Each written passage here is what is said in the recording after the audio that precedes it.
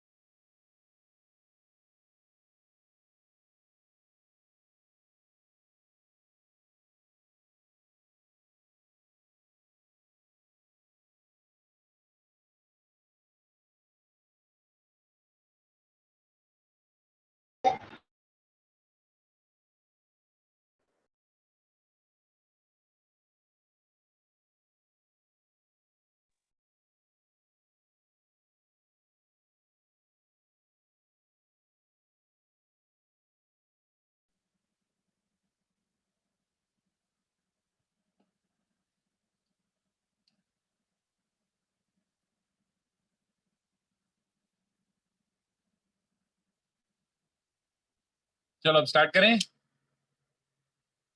Yes, sir. चलो start कर लेते हैं। Last time we were doing orthocenter. Now this time we'll do excenters. तो excenters are kind of dependent upon orthocenter. थोड़ा सा उसमें orthocenter का तो चेंज हमने लास्ट क्लास वो ऑर्थो सेंटर क्या था ना, बस उसकी लास्ट प्रॉपर्टी की इमेज ऑफ एच हाँ, to any side diagonal image वाला प्रॉपर्टी। हाँ बस। हाँ बस वही किया था। तो एक्सेंटर्स देखो, इसमें बहुत ज्यादा डिटेल में भी नहीं जाऊंगा, बट थोड़ा सा डिटेल में जाऊंगा मैं। तो पहले excentres, let's try to understand the definition of excentres. What are excentres? तो basically excentres are point of concurrency, one internal point of concurrency of one internal and two external angle bisectors। तो ऐसे बच्चों तीन case बनेंगे। तो let me explain it to you. और diagram थोड़ा पहले से ही बोल रहा हूँ बड़ा बनाना, थोड़ा बड़ा डायग्राम बनाना। ओके ऐसे। तो ये ओरिजिनल तुम्हारा ट्राइंगल है, लेट्स से ABC। तो I have to extend these lines. Extend करूंगा तभी मैं एक्सटर्नल एंगल बाइसेक्टर भी बना पाऊंगा।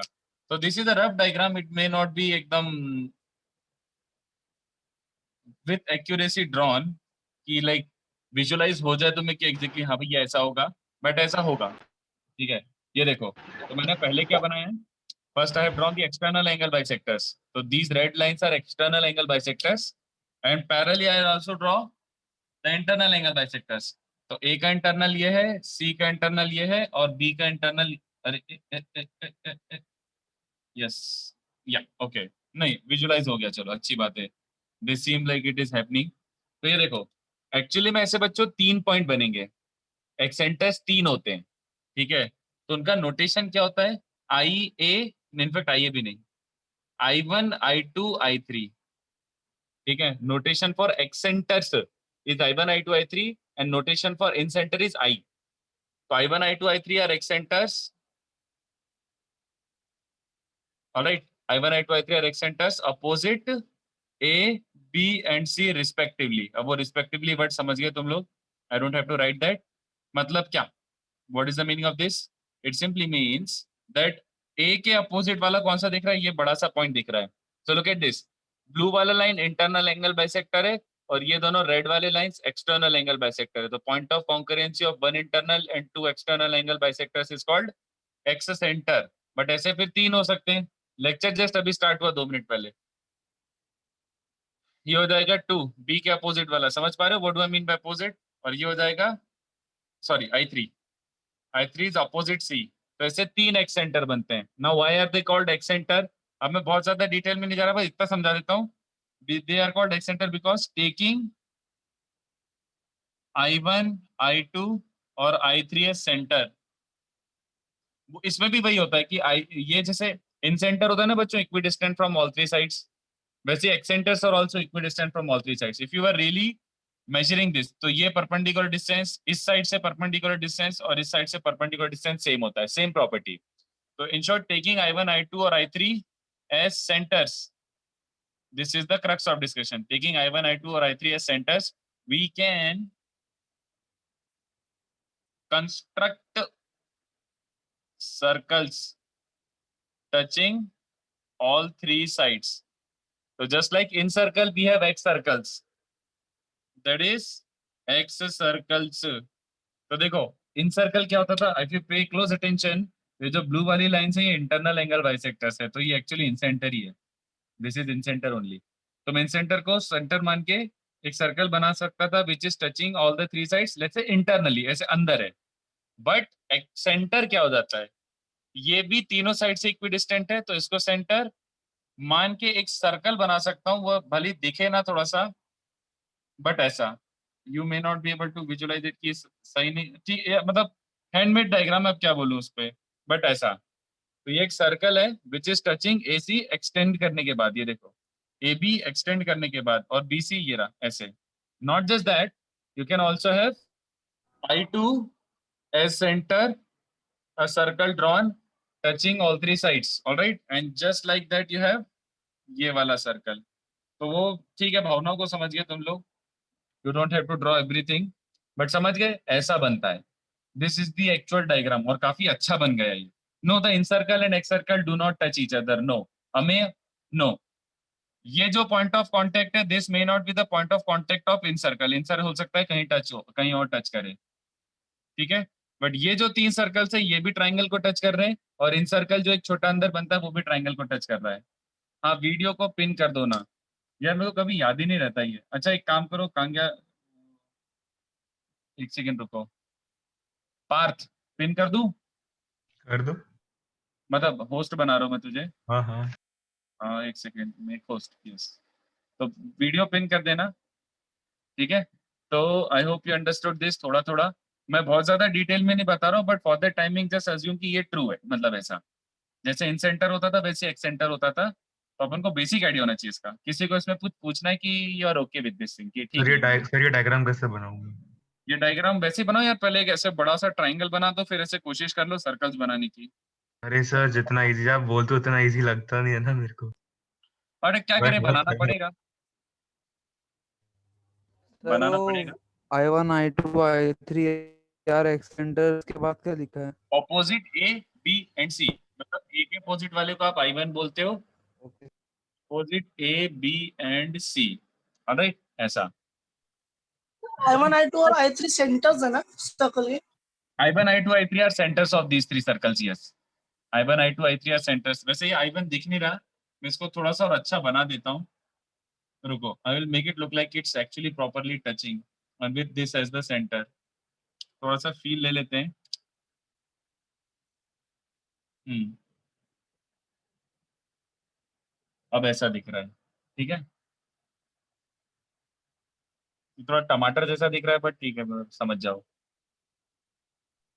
सर जो सर्कल्स है उनको एक्स सर्कल्स बोलते हैं। हाँ, ये जो 3 बाहर वाले सर्कल्स हैं इनको एक्स सर्कल्स बोलते हैं। जो अंदर वाला था उसको इन सर्कल बोलते हैं, इनका एक्स सर्कल्स बोलते हैं। और वैसे ये अब ज्यादा पूछना मत, क्योंकि एक्सप्लेन करने में फोकट टाइम वेस्ट होगा, और ये कोई nobody cares about this. Just जैसे हमने इन सेंटर का डेरिवेशन किया था ना बच्चों, वैसा का वैसा ही, वैसा का वैसा ही एक्स सेंटर का भी डेरिवेशन होता है। तो मैं उसका डायरेक्ट फॉर्मूला बता देता हूँ, क्योंकि nobody is ever going to ask you the derivation for incentre और एक्स सेंटर, ओके। सर वो एक्स हाँ सर्कल्स हमेशा मतलब वो एक्सटेंडेंट साइड को टच करते हैं, मतलब एसी को एसी और एबी को एक्सटेंड किया है तो फिर हाँ हमेशा टच करेंगे। हाँ हाँ। Okay sir. तो इन टोटल कितने सर सर्कल्स हो जो गए? बीच में सर जो बीच बोलो में बोलो, पॉइंट है उसको क्या बोलते हैं? कौन सा पॉइंट है ये इंटरनल एंगल बाइसेक्टर है, ये इंटरनल एंगल बाइसेक्टर है, ये इंटरनल है। तो ये वाले पॉइंट को क्या बोलोगे technically? This is point of concurrency of 3 internal angle bisectors. तो इंटरनल एंगल बाइसेक्टर्स का पॉइंट ऑफ कॉन्करेंसी कौन सा होता है? इन सेंटर, ये इन सेंटर है, ठीक है। सर हम्म, हेलो बोलो बोलो, सुन रहा हूँ। सर, आपने ए से क्या किया फिर? ए से इंटरनल एंगल बाइसेक्टर बनाया। ये जो ब्लू वाला लाइन है ना, ये इंटरनल एंगल बाइसेक्टर है, और रेड वाला लाइन जो एक्सटर्नल एंगल है उसका बाइसेक्टर है। तो ये सपोज टू ड्रॉ एक इंटरनल और 2 एक्सटर्नल। तो ए का इंटरनल और बी और सी का एक्सटर्नल दिख रहा है, ऐसा फील हो रहा है? Yes sir, got it, thank you. Sir आपने ये सब लाइन एक्सटेंड क्यों की? ये सब लाइन एक्सटेंड करने पर ही तो टच करेगा वो, ऐसा है। मतलब ये पॉइंट बाहर है ट्राइंगल के, ट्राइंगल एबीसी समझ लो, इतना ट्राइंगल है ये वाला। बट आई क्या होता है? इक्विडिस्टेंट फ्रॉम ऑल 3 साइड्स होता है। तो ये परपेंडिकुलर डिस्टेंस, ये परपेंडिकुलर डिस्टेंस इक्वल होते हैं। तो अगर मैं सर्कल बनाऊंगा तो it will touch the side AC but after extending. Sir वो एक्सटेंडेड लाइंस तो एंगल बाइसेक्टर है ना, एक्सटर्नल एंगल का। रेड वाली लाइन से एक्सटर्नल एंगल बाइसेक्टर्स हैं, रेड वाली line. Exactly. But triangle ABC तो ये ब्लैक वाला ट्राइंगल है, छोटा सा जो अंदर बन रहा है वो वाला। कौन सा वाला ट्राइंगल एबीसी? ये ए है, ये बी है, ये सी है, ओके। ये वाला एबीसी। सर हर एक सर्कल का रेडियस अलग रहेगा। हाँ, तीनों का अलग अलग होगा। वो तो ट्राइंगल पे डिपेंड करेगा कि भैया ट्राइंगल कैसा है। डिपेंडिंग अपॉन ट्राइंगल कैसा है, उसके एंगल्स कैसे हैं, तुम्हारा आई सर चेंज होगा। हाँ से सर्कल्स टच करेगा ना लाइंस को जितने भी? हाँ, वही तो बोल रहा हूँ मैं। टेकिंग I1 I2 और I3 as centres we can construct circle touching all 3 sides. तो I1 भी तीनों साइड्स को टच कर रहा है। ये देखो AC को एक्सटेंड करने पे टच कर रहा है, AB को एक्सटेंड करने पे टच कर रहा है और BC को बाहर से टच कर रहा है। तो ये एक्सटर्नल टच वाले हैं तो इनको एक्स सर्कल और एक्स सेंटर ऐसे टाइप का नाम दे दिया अपन ने। ओके Sir, बोलो। so can we say that the incenter is the point of convergence of all three x centers, x radii? Point of conversion तो उसकी बात कर रहा है क्या? The inversion point. convergence. Sir, x radii भी कोई टर्म होता है? एक्स रेडाई तो यही है ना, एक्स सर्कल के जो रेडियस होते हैं। सर ये सारे पॉइंट्स अगर एक्स रेडिया को अगर मतलब उस लाइन को एक्सटेंड करते हैं तो सारे इन सेंटर पे मीट करते हैं, क्या ये ऑब्जर्वेशन कोई सिग्निफिकेंस होल्ड करता है? नहीं, आई am not following you. What did you से कि इसको can you repeat that what you just said?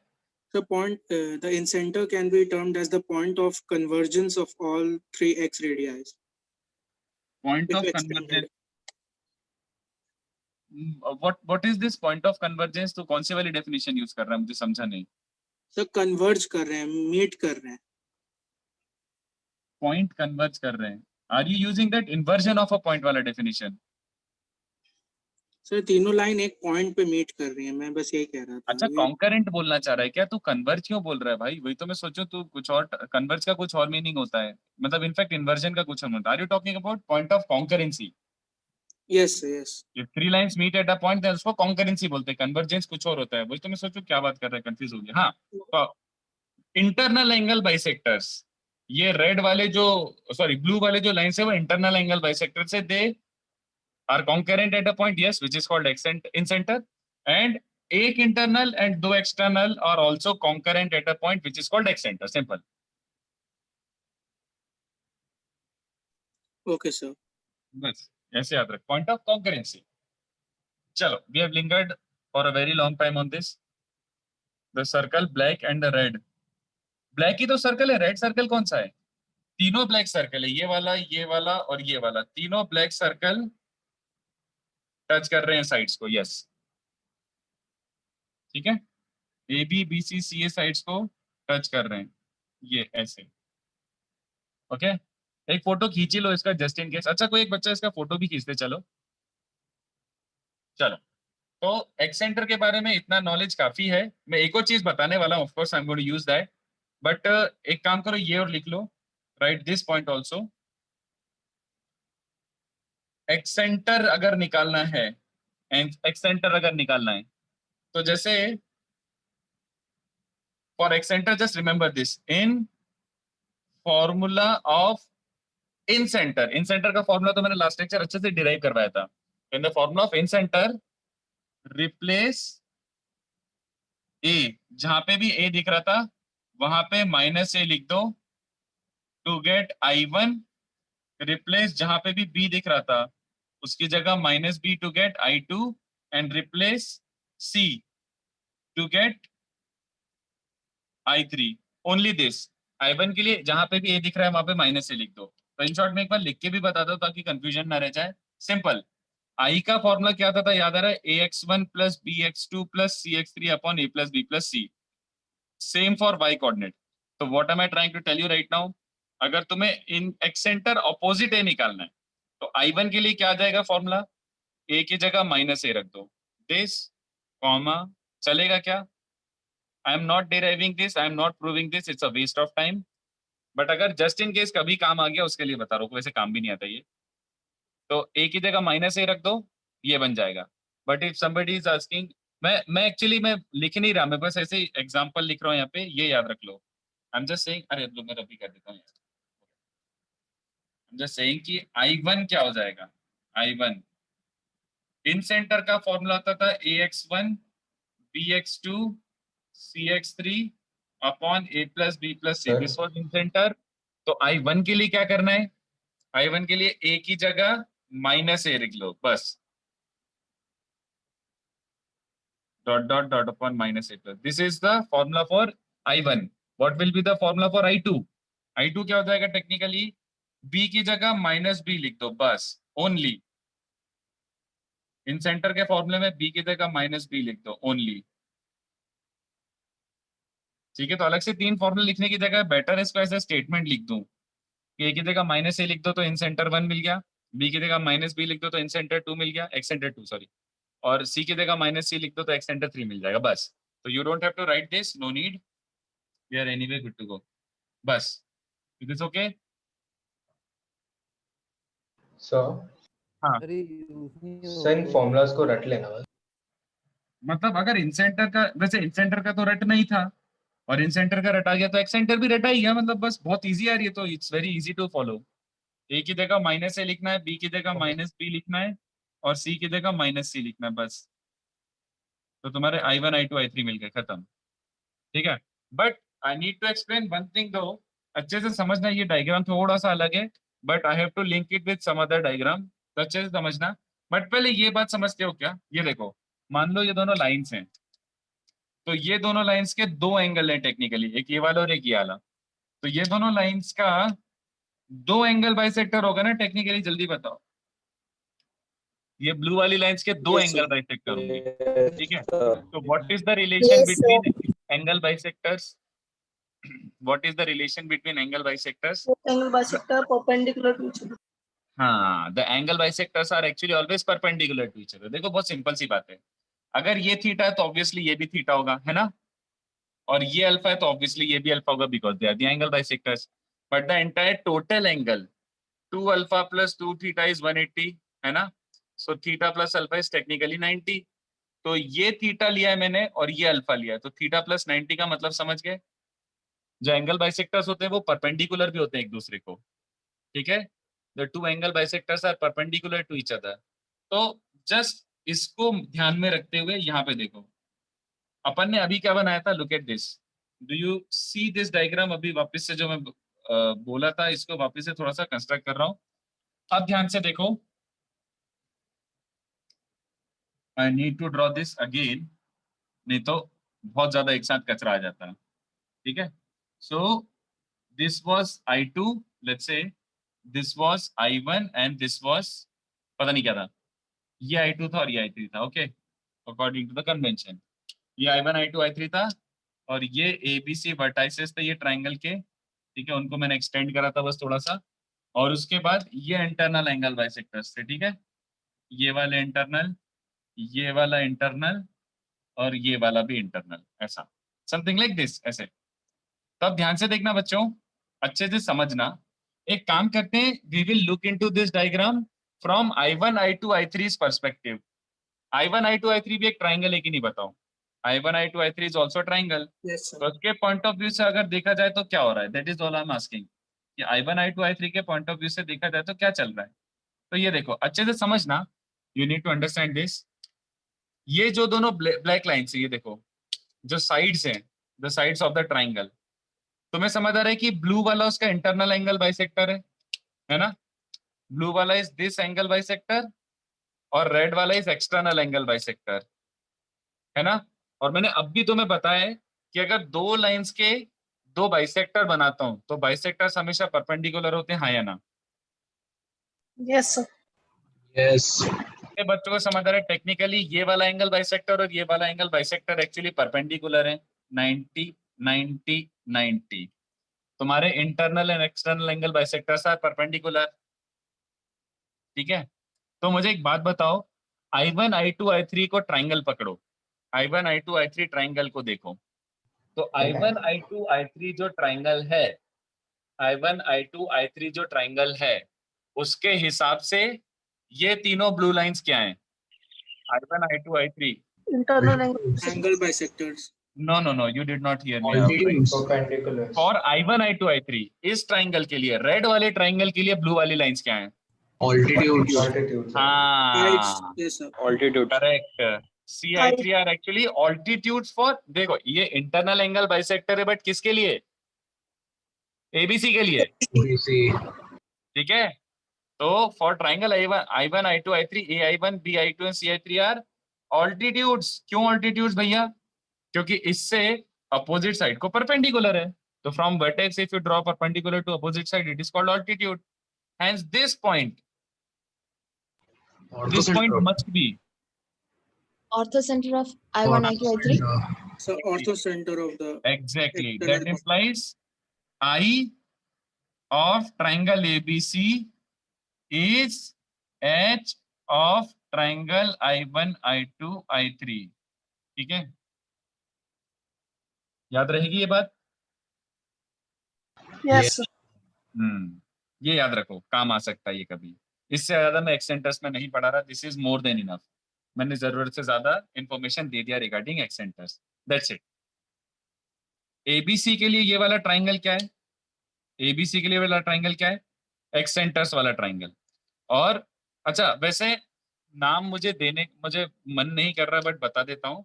Also for triangle I1, I2, I3, कहीं सुनने में आ जाए तो बता रहा हूँ, बट ये सुनने में तुम्हें बहुत बहुत लेट आएगा, मतलब almost by the end of your syllabus getting over. तो for I1, I2, I3 ABC का भी एक नाम होता है। एबीसी के लिए ये एक्सेंटर वाला ट्राइंगल है, और I1, I2, I3 के लिए ये वाला जो ट्राइंगल है एबीसी, उसको बोलते हैं पैडल ट्राइंगल। तो वैसे ये एक्स्ट्रा इंफॉर्मेशन है, फोकट की इंफॉर्मेशन है। This is just like absolute useless information for us right now, but ये अपन पढ़ेंगे, ऑफ कोर्स पढ़ेंगे, बट एकदम एंड में, जब अपन ट्राइंगल ट्रिग्नोमेट्री पढ़ेंगे। ठीक है, तो इसको लिख लो।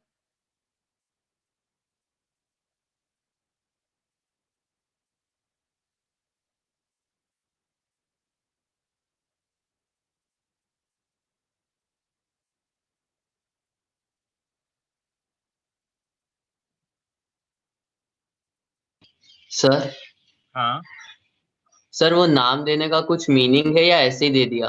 एक्चुअली फिलहाल रहने दो यार, सच बोलूं तो रहने दो यार, मैं जबरदस्ती नाम दे दिया, मतलब रहने दो अभी, सच बोलूं तो कोई काम का नहीं है। ओके। मत लिखो, मत लिखो। बट मैं ये बोल रहा था कि वो है कॉन्सेप्ट, मतलब वो सिलेबस में है कॉन्सेप्ट, बट अभी नहीं आएगा, वो प्रॉपर ज्योमेट्री का कॉन्सेप्ट है।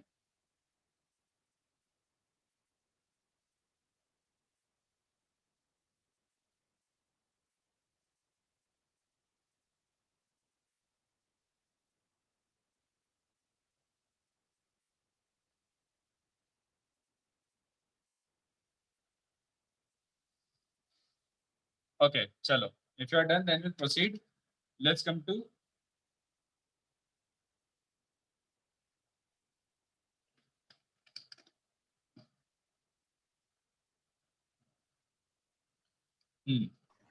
चलो, तो let's proceed to next part which is circumcentre. और ये सबसे इजीएस्ट है, इसमें कुछ बताने की जरूरत नहीं है ज्यादा मुझे। ठीक है, इसको इक्वेशंस के थ्रू थोड़ा सा एक्सप्लोर करेंगे अपन फर्दर। पर सरकम सेंटर का नोटेशन क्या आता है? कैपिटल एक्स, कोई कोई कैपिटल सी भी बोल देता है। ठीक है, तो व्हाट एवर सूट्स यू। वो वैसे तो नाम देगा कि ये सरकम सेंटर है, ये है, वो है, but just in case capital S और कैपिटल सी दोनों चल जाएंगे। तो सरकम सेंटर क्या होता है? That is the point of concurrency of, that is the point of concurrency of three perpendicular bisectors, if you recall, of sides of a triangle. तो point of concurrency of three perpendicular bisectors of a sides of a triangle. तो मतलब क्या हुआ? आपका एक triangle ABC है, मस्त एकदम, this is ABC. Now what you need to do is you need to draw perpendicular bisectors of the sides. तो तुम पहले बीसी का मिड पॉइंट ढूंढो, मिड पॉइंट से पास होने वाला और परपेंडिकुलर टू बीसी। ऐसे ही एसी के मिड पॉइंट से पास होने वाला एंड परपेंडिकुलर, ऐसे ही AB के मिड पॉइंट से पास होने वाला एंड परपेंडिकुलर। तो this point which is called S is called the circumcenter of the triangle. This point is called circumcenter of the triangle. The point of concurrency of three perpendicular bisectors. This is not altitude. Altitude vertex से perpendicular होता है opposite side को. This is not perpendicular from vertex. This is just perpendicular and passing through the midpoint of this side. I hope you see the difference. तो इसकी property क्या होती है बच्चों? इसकी बहुत ही कम प्रॉपर्टीज होती है, बड़ी सिंपल सी प्रॉपर्टी होती है। इसका प्रॉपर्टी क्या बन जाएगा? Simple, S is equidistant. You are aware of this. कुछ नया नहीं बता रहा हूँ। S is equidistant from all three vertices. जो तुम्हारा सर्कम सेंटर होता है ना, वो तीनों वर्टाइसेस से इक्विडिस्टेंट होता है। That is SA equals to SB equals to SC equals to capital R. ये मतलब समझाता हूँ, ऑफ कोर्स मैं एक्सप्लेन कर रहा हूँ, रुको। दैट इज टेकिंग एस, क्या होता था बच्चों एक सेंटर, याद आ रहा है? टेकिंग एस सेंटर, जो भी अपना पॉइंट ऑफ कॉन्करेंसी है, taking S capital S as your centre, we can construct Circle passing through all 3 points. हाँ, a circle passing through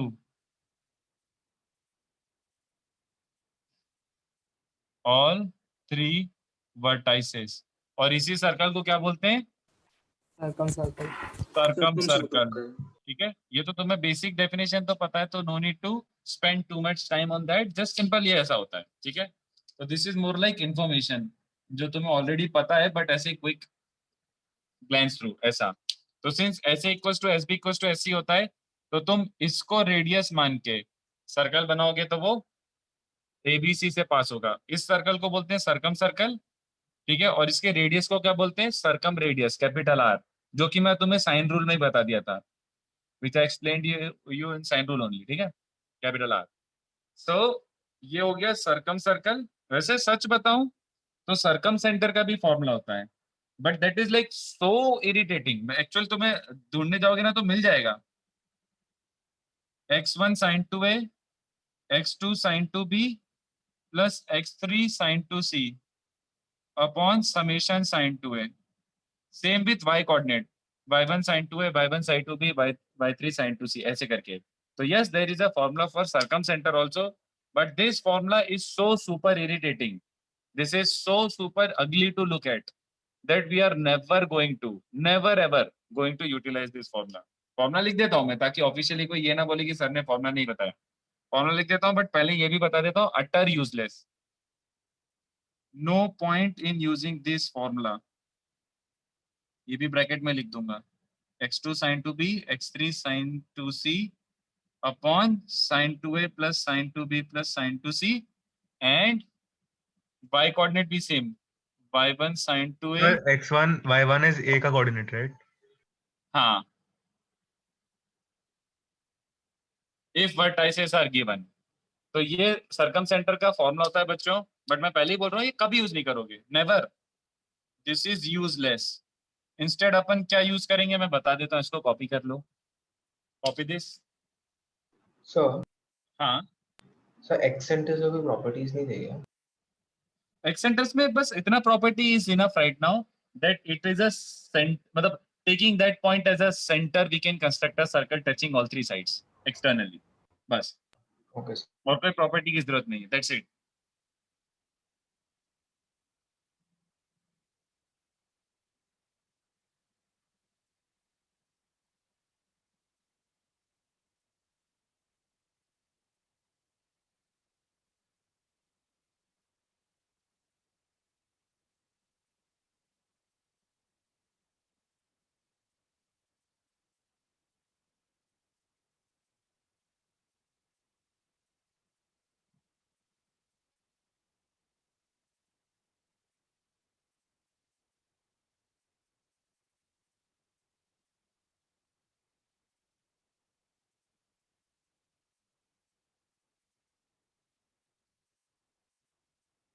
denominator में क्या लिखा है आपने? डिनोमिनेटर में summation sign 2a, summation sign 2a मतलब it is sine 2a plus sign 2b plus sign 2c, yes sir, got it. But तुम्हें देख के रिजेक्ट करना है इसको, केवल हमें नहीं चाहिए। और of course the thing which I am about to tell is actually faster than this, that is why we are going to use that. ऐसा होता है कि ये ज्यादा फास्ट होता तो अपन इसी को यूज करते हैं, बट ये कि ये निकालना भी बहुत मुश्किल का काम है, ये एक्चुअल एंगल निकालना इतना आसान नहीं होता, दिमाग खराब करता है एंगल्स निकालना।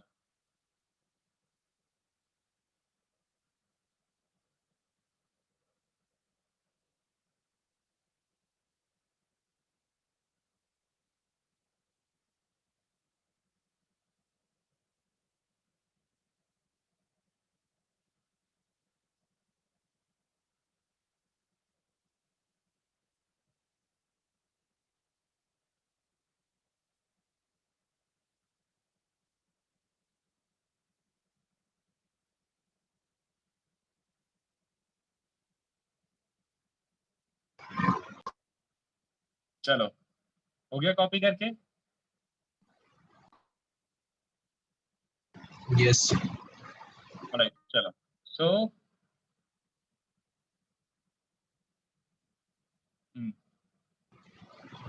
तो what will be the actual method?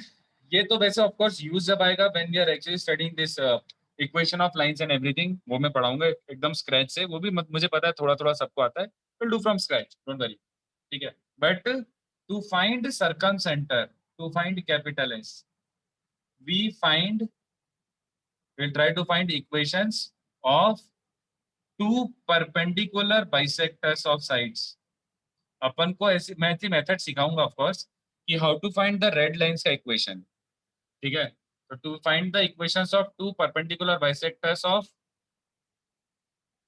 Equations of perpendicular bisectors of any two sides and solve them, simple. तो दो रेड वाली लाइंस का इक्वेशन निकालेंगे, उनको सॉल्व कर लेंगे, सर्कम सेंटर आ जाएगा। This will be way faster than using the formula, utterly useless. Okay, तो और क्या है बताने के लिए? ज्यादा कुछ बातें नहीं बताने के लिए। ये देखो, if triangle is acute triangle, जैसा कि मैंने अभी डायग्राम बनाया था, remember S will be inside the triangle, ठीक है। इफ ट्राइंगल, राइट ट्राइंगल, ये आपको याद है, right Sir, on angle the triangle में hypotenuse. सर्कम सेंटर क्या होता है? Mid point of hypotenuse. I hope you recall, it is the mid point of hypotenuse. How? ये तो सबको आता है ये वाला ज्योमेट्री, ये देखो, अरे so it's a right angle triangle. If it's a right angle triangle, that means, what does it mean? That means this is like an angle in a semicircle, है ना? That means ये जो side है ये diameter हो गया बच्चों, और ये डायमीटर हो गया, तो इसका मिड पॉइंट क्या हो जाएगा? सेंटर। तो ये सर्कल का centre is the mid point of this side which is the hypotenuse. तो सर्कल का सेंटर मतलब सर्कम सेंटर, तो circum centre is mid point of hypotenuse, ठीक है। And pretty obvious, if triangle obtuse, if triangle obtuse, that implies S will be outside, circum center बाहर चला जाता है, which is again pretty obvious, you can just see it, visualize it diagram wise। मान लो अगर ऐसा obtuse triangle है, something like this, तो obtuse triangle का सर्कल ऐसा बनेगा और सेंटर बाहर आ जाएगा, राइट। तो no need to draw this diagram, just इतना इंफॉर्मेशन, ठीक है। ये काम का है, और ये बता देता हूं, बट इस पे स्टार मार्क कर लेना, ठीक है। Proof, I don't want to prove this because pointless है अभी, it's too soon to prove this thing। अगर इसको प्रूव करने जाऊंगा तो I'll have to take at least 10 minutes extra, 10 minute extra time waste होगा इसमें, and nobody literally cares about the proof। तो अगर आपको बहुत ज्यादा इच्छा है तो मैं बता सकता हूँ proof, but again I'll repeat, pointless। किस चीज जिस का चीज proof? का प्रूफ पॉइंट, मतलब जिस चीज का प्रूफ यूजफुल होगा वो मैं सारे डिराइव करूंगा, ठीक है। और वैसे ये जब तुम वही वाला टॉपिक पढ़ोगे, SOT, which is the last topic almost, triangle trigonometry वाला, उसमें तो तुम ये पढ़ोगे ही पढ़ोगे प्रूफ के साथ, ठीक है। तो this concept is called Euler line, alright. Very important concept I would say, इसको इग्नोर मत करना और इसको भूल मत जाना, ठीक है। इंपॉर्टेंट कॉन्सेप्ट पहले ही बोल रहा हूँ, कई जगह बहुत लाइफ सेव करता है ये Euler line. So I'm just telling you what is this concept. I'm not proving it for the time being because I don't want to. It's a wastage of time. So Euler line, of course, as the name suggests, it's a line. ठीक है, but कौन सा line? The concept is in a non-equilateral triangle. In a non-equilateral triangle, S, G, and H are always collinear. याद रखना ये। एक non equilateral triangle में, equilateral triangle में तो सारे ज्योमेट्रिक सेंटर्स कोइंसिडेंट होते हैं, that's why I've written non-equilateral triangle। तो in a non-equilateral triangle, the circumcenter, centroid and orthocenter are collinear, ये होता है। Not just that, useful quantity क्या होती है? And S divides, sorry, G divides, क्या लिख रहा था मैं? G divides S and H in ratio 1:2 internally. Very, very, very, very, very useful concept. Very, very, very, very useful concept. So what do I mean by that? ऐसे यहाँ diagram बना देता हूँ. S, G और H किसी भी triangle के, तो वो ट्राइंगल में बनाऊंगा तो मौत हो जाएगी. तो आई am not even drawing the actual diagram. I am just telling you कि किसी भी ट्राइंगल में सर्कम सेंटर, सेंट्रॉइड और ऑर्थो सेंटर क्या होते हैं? कोलिनियर होते हैं हमेशा हमेशा. ठीक है, और ये बहुत इजीली ज्योमेट्री से प्रूव हो जाता है, बट उसके लिए थोड़ा ज्योमेट्री का और बेसिक नॉलेज होना चाहिए, तो अपन नहीं कर रहे हैं अभी. Not just that, G divides SNH in the ratio 1:2. तो SGH 1:2 ऐसे याद रख लो. SGH 1:2. ऑलराइट, ये याद रखो, काम आएगा. This is called Euler line. ये वाली जो लाइन है ना, ब्लू वाली line connecting SG and H, this line is called Euler line. But नाम से क्या जाता है? कॉन्सेप्ट याद रखो. Remember the concept, this will be used. मतलब आज से करीब 4 या 5 लेक्चर बाद में इन सब चीजों का छोटा छोटा यूज करूंगा. तो this takes care of all your geometric centres and उसका थ्योरी. बोलो. ट्रायंगल बना के इसका डायग्राम कैसे होगा? थोड़ा सा आइडिया दे देता हूँ. चल अच्छा, इतना कॉपी कर ले, बट मैं प्रूव नहीं कर रहा. देख, don't ask me the proof अभी, क्योंकि वो सच में वेस्ट ऑफ टाइम है. कभी अगर डाउट सेशन, फोर्थ सेशन में टाइम मिला तो मैं प्रूव कर दूंगा. बहुत पप्पू सा प्रूफ है एक्चुअली में, बट एक्चुअल डायग्राम थोड़ा सा आइडिया देता हूं मैं. इसको कॉपी कर लो, but mark this as a very important concept. इसको अच्छे से कलर में ऐसे ऐसे बॉक्स बना के लिखना.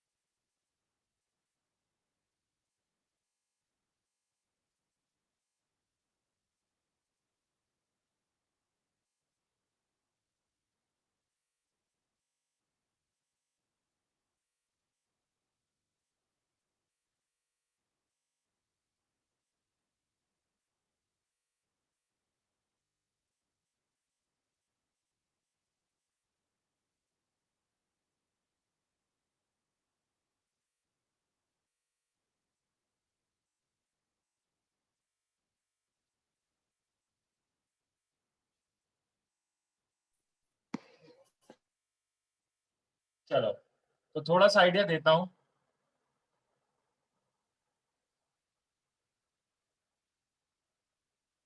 Okay, actual diagram sort of ऐसा दिखता है. ये देखो कि लेट्स से एक ऐसे ट्राइंगल बनाता हूं मैं, दिस. तो क्या होगा? ABC. तो इस डायग्राम को कॉपी मत करना. तो ए से एक ऑल्टीट्यूड बनाता हूं, ठीक है, और BC का परपेंडिकुलर बाइसेक्टर भी बनाता हूं. ठीक है, this is the perpendicular bisector of BC. तो ऑब्वियसली बात है, ऑल्टीट्यूड पे कौन लाई करता है? Orthocentre will lie on altitude ना. I am not drawing the other altitude, but you understand कि हाँ, मतलब समझ तो गया. दूसरा ऑल्टीट्यूड जो भी होगा उसको जस्ट इमेजिन कर लो कि they are intersecting at point H. तो H will lie on this altitude. Similarly I have drawn only one perpendicular bisector. दूसरा भी बनाओगे तो ठीक है, समझ गया, बट दिस, ये पॉइंट हो गया capital S. Circumcentre will lie on perpendicular bisector. Now pay close attention. You can prove this, but it needs some थोड़ा सा और डीप ज्योमेट्री. अगर मैं A और D को कनेक्ट करता हूं तो ये लाइन क्या कहलाएगा? जल्दी बताओ. AD क्या पैरेलल लाइंस का median. Median. Why is it called median? Angle bisector point को No, not angle bisector. Perpendicular bisector. This is perpendicular bisector, so apparently D is side the को midpoint. बाइसेक्ट करना ना से. Yeah, if D is the midpoint, then connecting vertex to the opposite side का midpoint is a median. तो ये blue वाला line क्या बन रहा है? मीडियन. तो वो होता है ऐसा होता है कि ये जो लाइन बन रहा है, ये पॉइंट G प्रूव हो जाता है. So altitude and perpendicular bisector parallel है क्या? हाँ, पैरेलल होते हैं. तो ये दोनों ट्राइंगल जो छोटे छोटे बन रहे हैं ना इसके, ये दोनों छोटे ट्राइंगल सिमिलर बन जाते हैं। तो AG upon GD is also HG upon GS। तो यहाँ से वो 2:1 भी आ जाता है। AG upon GD is HG upon GS। तो AG अपॉन GD तो सबको पता है, ये तो सबसे फेमस थ्योरम है 2:1। तो HG अपॉन GS भी क्या होता था? HG upon GS is 2:1। तो as I've written here, HG upon GS is 2:1। But now to prove that ये सिमिलर है, वो आपको और ये जो भी करना है सब वो आपको थोड़ा सा टाइम लगेगा, इतनी आसानी से नहीं आएगा। सिमिलर भी इनफैक्ट प्रूव हो जाएगा, बट ये रेशियो कौन सा वाला, sorry, to prove that G is centroid, ये प्रूव करना पड़ेगा कि ये पॉइंट सेंट्रॉइड होता है। तो वो प्रूव मैं नहीं कर रहा अभी, please ignore that part and ignore this diagram also. हो गया। अभी फोकट इन चीजों में टाइम वेस्ट करेंगे तो कंफ्यूजन क्रिएट होगा। तो this is not the primary thing, proof is not the primary thing. Sir हाँ सर बाकी दो मीडियंस भी ड्रॉ कर देंगे तो G as a centroid proof तो हो ही जाएगा। But why that point only? जो मैंने AD मीडियन बनाई थी एंड HS लाइन जो बनाई थी, why is this point only centroid? ऐसा हो सकता है ना बाकी दो मीडियंस यहाँ से पास हो गई, ये सेंट्रॉइड है, तो वो इतनी आसानी से नहीं आएगा।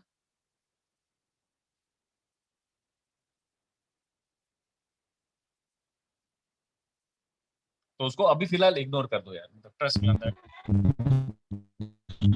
ज्योमेट्री लिखेंगे तो हो जाएगा ना? नहीं समझा। हेलो सर हाँ सर नॉन इक्विलैटरली क्यों है मतलब? देख, सीधी सी बात है, if it's an equilateral triangle all the geometric centres coincide, yes और नो? यस अगर इक्विलैटरल ट्राइंगल है तो वही वाला पॉइंट, वही पॉइंट ऑर्थो सेंटर भी है, वही पॉइंट सब होगा। सर्कम सेंटर भी है, वही पॉइंट सेंट्रोइड भी है। तो सारे कोइंसाइड करेंगे तो एक लाइन ही नहीं बनेगी, सब कोइंसिडेंट है। तो अदर देन दिस ये हमेशा ट्रू होता है, ठीक है। तो have you have copied this? तो ये हो गया काफी थ्योरी, बहुत अपन ने पढ़ लिया इसके बारे में। तो अपने ज्योमेट्रिक सेंटर पॉइंटर सब खत्म हो गया, इससे ज्यादा अपन को ज्योमेट्रिक सेंटर पढ़ने की जरूरत नहीं है, बट इसको एक बार तो करना ही था अच्छे से, ठीक है। अब अपन स्टार्ट करते हैं जो तुमने, वैसे ये भी तुमने पढ़ा ही था। अब स्टार्ट करते हैं यहां से। चलो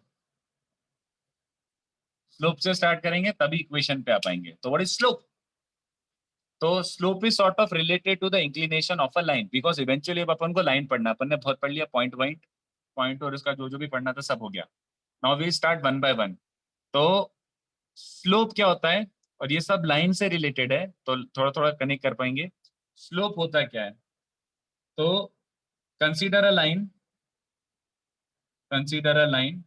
which makes angle of theta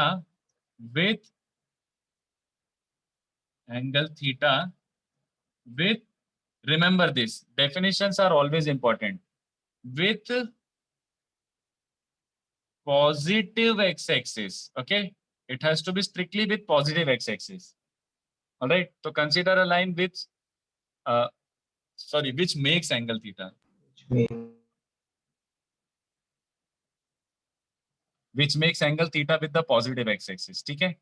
So theta is called, theta का नाम होता है slope angle, but slope angle अपना इतना ज्यादा काम नहीं आएगा जितना स्लोप काम आएगा, वो अपना थोड़ी देर बाद सब स्ट्राइक हो जाएगा वापस से। बट अपन को एक नया टर्म डिफाइन करना पड़ता है which is slope. Then slope which is usually denoted as small m, slope of that line, sorry क्या लिख रहा हूँ, slope denoted as small m of that line is m equals to tan theta, ठीक है। ये होता है slope. और ये क्यों होता है ये मैं बताऊंगा, क्यों भैया, क्या जरूरत है इसकी, समझ आएगा फॉर द टाइमिंग, बट ऐसे मान लो कि ये है। अच्छा सबसे पहले ये भी याद रखना, गलतियां मत करना, अगर थीटा स्लोप एंगल है देन स्ट्रिक्टली 0 से पाई में ही होगा। Do you understand that? जैसे ये लाइन है, लाइन का कोई डायरेक्शन नहीं होता, लाइन है तो लाइन को तुम चालू कहां से करोगे? You start from 0। तो स्लोप क्या क्या हो सकता है, 0, सॉरी स्लोप नहीं, स्लोप एंगल 0 से 90 है ना, फिर और रोटेट करा तो वेयर आर वी, ये कितना एंगल बना रहा है पॉजिटिव एक्स एक्सिस से? 180 डिग्रीज नहीं 180 डिग्री नहीं, 0 0 0 आप how is it 180 and not 0? ये वही बात हो गई ना, तुम इसको फिर से डायरेक्शन जैसा देख रहे हो। अगर तुम इसको 180 से रोटेट करे तो ये यही लाइन बन गया, तो इसको 0 लो ना फिर से, तुम 0 भी ले लो, पाई भी ले लो, तो ये तो रिपीट कर रहे हो ना। तो Yes, when it sir. Comes back to this it is again 0 only, angle with positive तो एक्स। 180 कब होगा? 180 क्यों होगा, मैं वही तो बोल रहा हूँ, it's a line, it's not a vector. अच्छा, 180 कब होता है? जब पाई ये बाय डायरेक्शन और ये डायरेक्शन हो, लाइन का कोई डायरेक्शन नहीं होता। तो 0 से पाई बाय 2 होगा ना। नहीं नहीं नहीं नहीं, अगर मुझे पता है ये लाइन है, तो इस लाइन का इंक्लिनेशन विद एक्स एक्सिस क्या है? Positive x axis actually. Sir अभी मैं यहाँ से कैसे दिखाऊं? अरे ये रहा ना ये इतना होगा। एंगल। सो ये रूल है ना एंटी क्लॉकवाइज मतलब ये डायरेक्शन कंसिडर नहीं करते इस पर। हाँ, it sort of tells you about direction only, inclination per se, like कि कैसा inclined है, which is also like direction only। हाँ, सो तो ये obtuse angle हो सकता है, लाइन का inclination can be obtuse। अगर रे हो हाँ, रे अलग बात होगी ना, बट अपन तो इसके लिए डिफाइन करें ना, लाइन के लिए। रे इज समथिंग एल्स। रे में तो 0 to 360 कुछ भी हो सकता है, सो ठीक है। so बट ये angle line, of inclination is always measured in the anti-clockwise direction. Yes 0 से पाई, yes yes, Okay, sir. Yes. Positive x axis से ऐसे ही मेजर कर लो, 0 से पाई याद रखो बस, दैट्स मोर देन इनफ, ठीक है। सो सो कंसीडर, ये भी याद रख सकते हो, कंसीडर अ लाइन, एक ऐसा लाइन है which is passing through, which passes through let's say 2 points ax1 by 1 and bx2 by 2। तो ये चीज याद रखो। वैसे कितनी ऑब्वियस सी बात है ना, कि अगर एक लाइन 2 पॉइंट से पास हो रहा है तो वो फिक्स हो गया। एक लाइन को फिक्स करने के लिए 2 पॉइंट इनफ है। There passes a unique fixed line through 2 fixed points, ठीक है। तो अगर दो पॉइंट पता है अपन को लाइन पे, तो उसका स्लोप पता पड़ जाएगा बच्चों। m which is tan theta is given by y2 minus y1 upon x2 minus x1। ये भी याद रख लो। This is so damn obvious कि अब मैं क्या बताऊं इसको। टेक्निकली ये थीटा है, बट थोड़ा सा कंस्ट्रक्शन कर लेते हैं बच्चों, कंस्ट्रक्शन। तो obviously this is y2 minus y1 and this small length is x2 minus x1। I hope you recall this। ये टोटल y2 है, ये छोटा सा y1 है, तो y2 minus y1। ये टोटल x2 है और ये छोटा सा x1 है, तो this is x2 minus x1। But right now slope is tan theta, तो tan थीटा क्या हो जाएगा? This length upon this length, क्योंकि ये थीटा तो ऑब्वियसली ये भी थीटा है, तो all we can see this. तो कभी भी अगर 2 points on the line are known, if 2 points on a line are known, then the slope of the line is also known, ठीक है। चलेगा सबको? Yes sir. Yes, sir. इसको छापो, इसको छापो जल्दी से।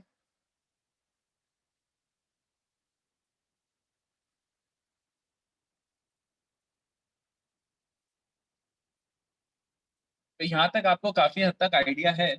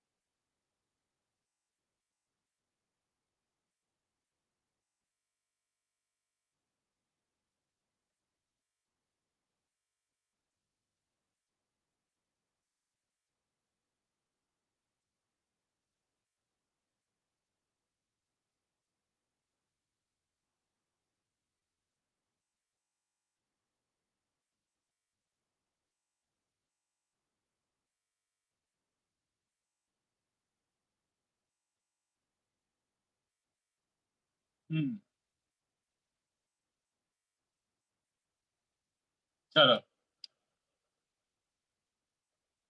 इतना कॉपी हुआ अरे चैट भी मैंने पढ़ी नहीं थी देर से, एक सेकेंड। अच्छा डन। तो ये देखो स्लोप से रिलेटेड अपन को एक और चीज पता होना चाहिए, it is like pretty important. Alright, तो ये भी अपन देखते हैं बच्चों, what is that, we need to know this also, angle between lines का फॉर्मूला। ठीक है, तो एंगल बिटवीन लाइंस का फॉर्मूला भी आना चाहिए। तो इंफॉर्मेशन देखो कैसे कि मैंने, टू लाइंस, ठीक है, with slopes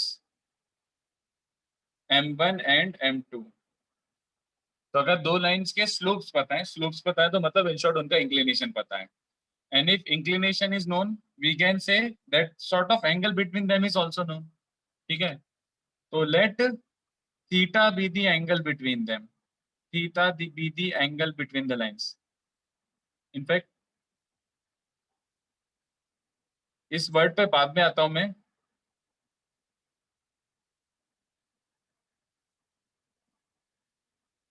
okay acute angle बाद में जाओ, बाद में सोचो, बट फिलहाल ऐसे देखो कि let's say theta is the angle between them. तो मान लो ये एक लाइन L1 है बच्चों, ठीक है, और एक लाइन L2 है, ऐसे दो लाइन है, ठीक है। तो मान लो चलो इसका स्लोप m1 है और इसका स्लोप m2 है, और मैं अपने कन्वीनियंस के लिए जस्ट फॉर डेरिवेशन पर्पस एक छोटा सा बेसिक असम्पशन ले रहा हूँ। What is that basic assumption बच्चों? हाँ, अरे क्या हुआ इसको, हाँ बच गया। हाँ, what is that basic assumption? Look at this, इस एंगल को अल्फा बोल देता हूँ, इस एंगल को बीटा बोल देता हूँ। They don't have to give this explicitly, क्योंकि हमें पता है for the timing m1 is tan alpha and m2 is tan beta for the time being. ठीक है, do you understand this angle is theta? उसने बोला एंगल बिटवीन द लाइंस, तो जो दो लाइंस है उनके बीच का एंगल उसने थीटा बोला है, तो ये देखिए theta. But according to the diagram all of you can see, diagram के बेसिस पर all of you can see theta is alpha minus beta, है ना? Alpha is technically theta plus beta, तो थीटा अल्फा माइनस बीटा होगा कि नहीं? But usually तुम्हें angles नहीं देते, तुम्हें हमेशा स्लोप्स ही देते हैं। तो tan theta is tan of alpha minus beta, which is tan alpha minus tan beta upon 1 plus tan alpha tan beta। Okay, but tan alpha और tan beta तो हमने क्या assume करे थे, m1 और m2, तो m1 minus m2 upon 1 plus m1 m2, ये चलेगा क्या? बोलो। Yes, Is this okay? Tan theta is mod of, sorry, tan theta is m1 minus m2 upon 1 plus m1 m2। But the problem with this thing is, देखो एक problem क्या है, ये तो मैंने सुंदर डायग्राम बनाया है, I have clearly shown in this diagram that m1 is like थोड़ा सा ज्यादा इंक्लाइंड है, m2 थोड़ा सा कम इंक्लाइंड है। तो मैं ये देख देख के बता रहा हूँ कि हाँ ठीक है theta is alpha minus beta, but in actual case तुम लोग हमेशा, तुम्हें ऐसा जैसे मान लो वेरिएबल है कुछ चीजें, तो यू नेवर नो कि विच वन इज एक्चुअली ज्यादा inclined and which one is less inclined. बात समझ पा रहे हो? तो यू डोंट नो एक्चुअली कि m2 बड़ा है m1 बड़ा है, क्या करना है, मतलब मुझे आइडिया नहीं लग रहा है ऐसा टाइप का। तो all I am trying, modulus लगेगा, हाँ हाँ क्या क्या, सो मॉड लग जाएगा। हाँ हाँ हाँ हाँ हाँ, वही। तो theta can be alpha minus beta, theta can be beta minus alpha, कोई फर्क नहीं पड़ता।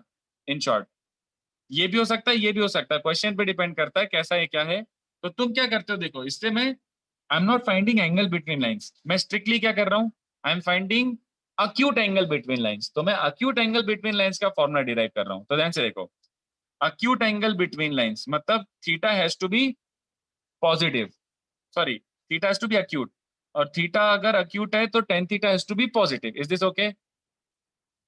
ठीक है, और डिफरेंस खाली किससे हो सकता है, तुम m1 m2 को गलती से स्वैप कर सकते हो, और क्या करोगे, तुम्हें नहीं पता कौन सा m1 है कौन सा m2, उसने दो स्लोप दिए हुए हैं, तो तुम्हें नहीं पता किसको m1 लो किसको m2 लो, तो तुम गलती से बस उन दोनों को मैक्सिमम क्या गलती करोगे, स्वैप कर सकते हो। तो अगर मान लो ऐसा जस्ट एग्जांपल ले रहा हूँ, एक 3 और एक 2 है, तो एक ने 3 - 2 अपॉन 1 + 3 × 2 लेके कर लिया, तो उसका आंसर क्या रहा है 1/7। बट एक ने 2 - 3 अपॉन 1 + 2 × 3 लेके कर लिया, तो उसका आंसर क्या जाएगा -1/7। वैल्यू तो वही है, वैल्यू तो सेम है। तो एक काम करते हैं, मुझे स्ट्रिक्टली अक्यूट चाहिए, I want tan theta to be positive, और tan थीटा पॉजिटिव है, तो इन दोनों में एक ही डिफरेंस है माइनस साइन का, तो उसको फोर्सिबली माइनस हटाने के लिए मॉड लगा देता हूं। अब ऐसे सोचो कि m1 - m2 upon 1 + m1 m2, अगर मैं इसमें मॉड लगा दिया तो ये बाय डिफॉल्ट पॉजिटिव वैल्यू ही आएगा एक्सट्रैक्ट होके। तुम M1 M2 कुछ भी लो अपनी मर्जी से, अब 2 3 3 2 जो भी लेना ले लो, बट टेन थीटा पॉजिटिव आएगा, और टेन थीटा पॉजिटिव आएगा तो थीटा अक्यूट ही आएगा, ठीक है। तो that's why I have derived the formula for acute angle between lines, remember that. दो लाइंस के बीच में पॉसिबली दो एंगल हो सकते हैं, एक अक्यूट और एक ऑब्ट्यूज। तो अपन अक्यूट का फॉर्मूला बना लिए, और अक्यूट आता है तो ऑब्ट्यूज भी आता ही है, पाई माइनस कर दो। तो always remember this formula and never forget to put modulus, never forget to put modulus, alright. घोट लो इस फॉर्मूले को, बहुत काम का फॉर्मूला है बच्चों, very very very important. Derivation समझे ना समझे कोई काम का नहीं है derivation, just remember how to find the angle between two lines, mod of m1 minus m2 upon 1 plus m1 m2, खत्म। वैसे तुम्हें आता है, मुझे पता है। सर हम theta is an acute angle को तो ऐसे भी कह सकते हैं कि the shorter of the angle between them. हाँ, बट उसको तो मैथमेटिकली कैसे मतलब what is the mathematical version of your statement? Mod. Yes sir. क्योंकि मतलब सॉल्व करते वक्त मैथ्स लगाना है, मैथ्स लगाना है तो मॉड लगाना है, खत्म। Never forget to put mod, never forget to put mod. तो इसको कॉपी कर लो, बट आई रिमेंबर कि ये सब आप लोगों ने 9th 10th में ही पढ़ा है, मैंने भी 9th 10th में थोड़ा थोड़ा पढ़ लिया था इसके बारे में। नहीं सर, ये फॉर्मूला नहीं किया 9th। ये नहीं था सर, एंगल बिटवीन लाइंस नहीं था सर हम लोग को 9th 10th में।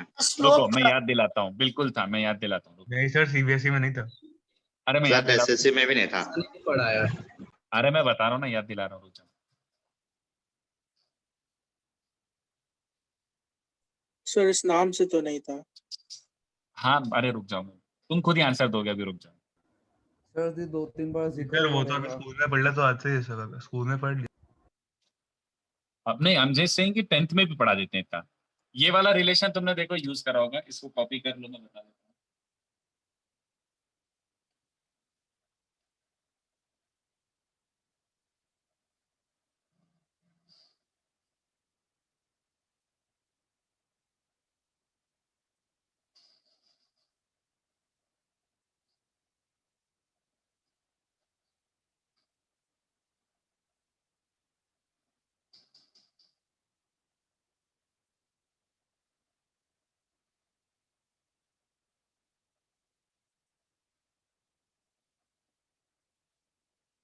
चलो ये तो देखो सॉरी, ये तो सबने पढ़ा है। If the lines are parallel, क्या बोलते थे, what is the relation? Angles lying on the same side of the transversal are co-interior. अबे थीटा 0 बोल देना सीधे से, हाँ यस। एकदम हाई-फाई डेफिनेशन क्यों यूज कर रहा है? Theta 0 if the lines are parallel, if the lines are parallel मतलब इन दोनों के बीच में लिटरली एंगल क्या है? What is the angle between them? 0 degrees. है ना, अल्फा और बीटा सेम है। तो अगर थीटा को 0 रखते हो तो क्या बचता है? In short m1 equals to m2, which was pretty obvious. If they are parallel then inclinations are also same. But इससे ज्यादा इंपॉर्टेंट रिजल्ट क्या होता था? ये वाला यूज कराएगी नहीं, देखो if the lines are perpendicular, क्या यूज करते थे? याद दिलाओ। यस सब सर। पता ही है, और ये काफी इंपॉर्टेंट भी है। याद आ गया? यूज कराए कि नहीं बताओ 10th क्लास में? ये भी नहीं किया है सर। नहीं सर, नहीं वैसे सर। 11th में नहीं था सर। 11th स्कूल में कर ले, अभी सर 10th रिवाइज में। होते रहते हैं सिलेबस। अच्छा ओह, मेरे को लगा ये सब यार 10th में पढ़ाते थे यार, m1 m2 की इसका स्लोप 2 है तो उसकी परपेंडिकुलर लाइन का अरे स्लोप कभी भी नहीं सर, स्लोप सिलेबस चेंज हो गया होगा। सर सिलेबस चेंज हुआ ना थोड़े साल पहले, थोड़े अच्छा साल, हाँ 2 साल पहले I think so syllabus change हुआ था 10th का, 1-2 साल पहले अच्छा ठीक है, मैं उस हिसाब से तो फिर मैं बहुत बूढ़ा आदमी हूँ। ऐसा। चलो कोई बात नहीं सर, कोई बात नहीं। चलो ठीक है, पता तो ये याद रख लो। अब तो फिर नहीं पता है तो मैं अच्छे से बता ही देता हूँ कि भैया ये बहुत काम की चीज है। हमेशा भी लुक फॉर, अगर कहीं पे भी 90 फाइंडी दिख जाए ना तो ये अपने लिए सबसे अच्छी बात होती है, क्योंकि मान लो इसका स्लोप अगर 2 है तो इसका क्या बन जाएगा? -1/2। समझ रहे हो ना? ये याद रख लो, नहीं पता है तो अभी बता रहा हूँ। मेरे को लगा ये पता होगा यार, चलो कोई बात नहीं। और थर्ड वाला ये नहीं पता होगा, I am pretty sure. If lines equally inclined to axis, तो अब इक्वली इंक्लाइंड नहीं सुना होगा ऑफ कोर्स, बट ये भी है काम की चीज बच्चों। अगर ऐसा कहीं ज्योमेट्री अपन को मिल जाता है ना इक्वल इंक्लाइन जैसा, तो बहुत अच्छे क्वेश्चन बन जाते हैं। तो equal incline is not parallel, first of all parallel is parallel, equal incline is not parallel. Equal incline का लिटरली मीनिंग क्या होता है, समझ आया किसी को? Sir, angle made with the axis is equal. हाँ, angle made are not technically equal, they are supplementary. हाँ सप्लीमेंट्री सॉर्ट ऑफ। ये दोनों थीटा थीटा इक्वल है, बट अगर स्लोप्स के बेसिस पर देखा जाए तो स्लोप्स के बेसिस पर अगर पहला वाला लाइन थीटा बना रहा है तो दूसरा वाला क्या बना रहा है, पाई माइनस थीटा। समझ रहा है? Equally inclined, they are not parallel, equally inclined है। तो समझ रहे हो, ऐसा आइसोसेलेस ट्रायंगल बनना चाहिए। तो technically what is the relation between slopes, बताऊं कि समझ गया? याद रखना, ये भी याद रखना, ये तीनों चीजें। कभी भी स्लोप्स अगर गिवन ही है मान लो पहले से ही, तो हमेशा we will look for parallel है क्या, परपेंडिकुलर तो नहीं है, इक्वल इंक्लाइन तो नहीं है, हमेशा you will always try to find these three relations में से कोई सा। अगर इनमें से एक भी हो जाता है it will be very very beneficial. पहले से अगर पता पड़ जाता है कि अच्छा इनका ज्योमेट्री ऐसा है ऐसा है ऐसा है, very beneficial in solving questions. ठीक है, तो this is equal inclined, obviously बात है। m1 is tan theta but m2 is tan of pi minus theta. तो एक tan थीटा और एक tan of pi minus theta मतलब माइनस tan थीटा है, तो दोनों का सम हमेशा जीरो होगा। I hope you understand this. ठीक है, so this is basics of slope. तो मैं इसमें क्वेश्चन देता हूँ, ठीक है, I will give you question based on this. तो व्हाट इज दिस क्वेश्चन, पहले इसको कॉपी कर लो अच्छे से, इसको अच्छे से कॉपी कर लो, then I will explain you कि भैया क्या क्वेश्चन है। ए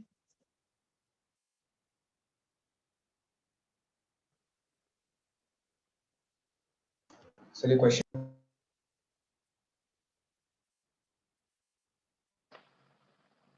सही क्वेश्चन है। हाँ, अच्छा क्वेश्चन है, लिटरली तुम सीखोगे इस क्वेश्चन से।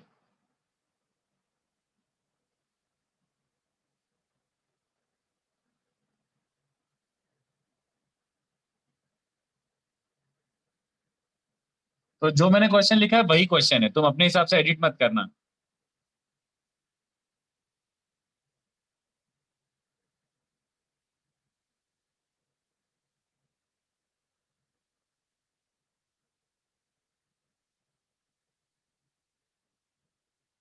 और पहली बात, जस्ट ऐसे टेस्ट ऑफ पेशेंस, एक काम करो, मुझे एक्यूरेट डायग्राम बना के बताओ इसका। किसी को एक्यूरेट का मतलब समझ आया? प्रॉपर की कोऑर्डिनेट एक्सिस ये है और ऐसा ऐसा बनेगा, एग्जैक्टली कोऑर्डिनेट सिस्टम के साथ ऐसा दिखेगा।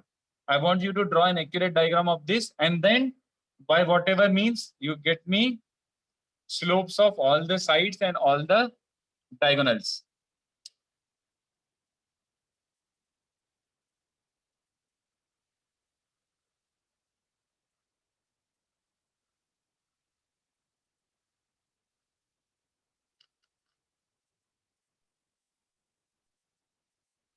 So ये coordinates adjacent है? नहीं, मैं क्यों बताऊं, जो दिख रहा है वो दिख रहा है, तुम्हें खुद को दिख रहा है वो क्या है, और जो मैंने दिया यही, this is what I intended to give. Sir B point origin में है।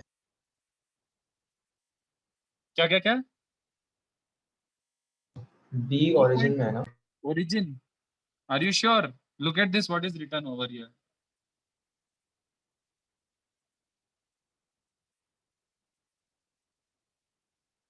सर साफ समझ में आ रहा है। सोच लो आराम से, बट वो स्क्वायर भी है और यही ए और सी है, ए और C, not A and B.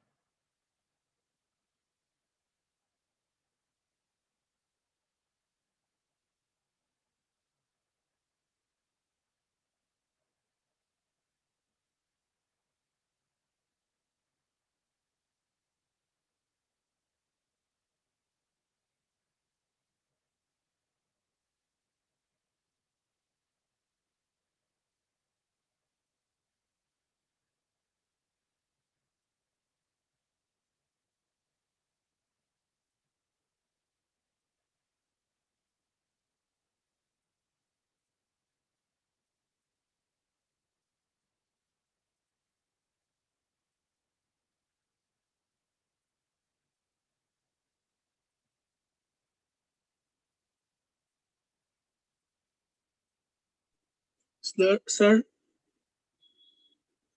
हाँ sir I think slope of sides not defined है. नो गलत.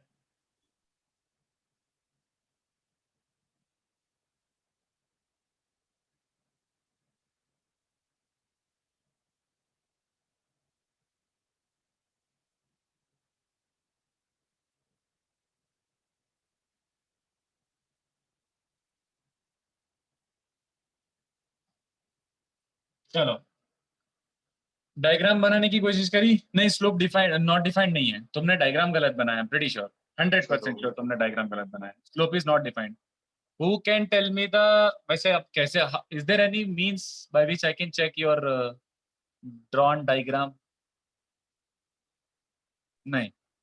सर दोनों पॉइंट एक्सिस पे लाई करते हैं तो फिर ए और सी लाई करते हैं, ए और सी लाई करते हैं, not A and B. Sir AC का तो निकाल सकते हो ना. एक्चुअली नहीं यार, तुम you are not connecting the dots. मतलब तुम सही डायग्राम नहीं बना रहे हो. वैसे देखो मैं जानबूझ के मैंने ये दिया है क्वेश्चन, क्योंकि मुझे पता है बच्चों का यहाँ पे पोपट होगा. ये क्वेश्चन मैं हर साल करवाता हूँ और हर साल मैं बच्चों को पोपट होते हुए देखता हूँ. Look at this, just follow this. तो सब लोगों को क्या लगता है कि ए और सी, तो एकदम इंस्टिंक्ट है ये, मान लो हमारे इंस्टिंक्ट में घुसा हुआ है ये कि ओके ये रहा हमारा स्क्वायर, है ना. एकदम इंस्टिंक्ट में अंदर तक डीपली घुसा हुआ है कि ये रहा स्क्वायर. No sir. बनाया ही नहीं है मैंने. सर ट्रू सर, मैंने भी यही very good. This is not a square, sir I am of rectangle. AC M of BD कर. एंगल है. बट मैंने तो स्क्वायर दिया था, तो अब समझ आया कि नहीं ये तो गलत है यार, ये तो गलत है, this is wrong. Okay, so what is the actual diagram? अब थोड़ा सा दिमाग लगा लेते हैं यार, और क्या. ऐसे सोचो, ऐसा है मान लो ये 0,4 एंड ये 6,0. ठीक है, तो ऐसे सोचो कि स्क्वायर की डायगोनल और साइड में क्या रिलेशन होता है? सॉर्ट ऑफ रूट टू दोनों साइड. एक दूसरे से 45 डिग्री बनाते हैं. समझ आ रहा है क्या डायग्राम लिखना है?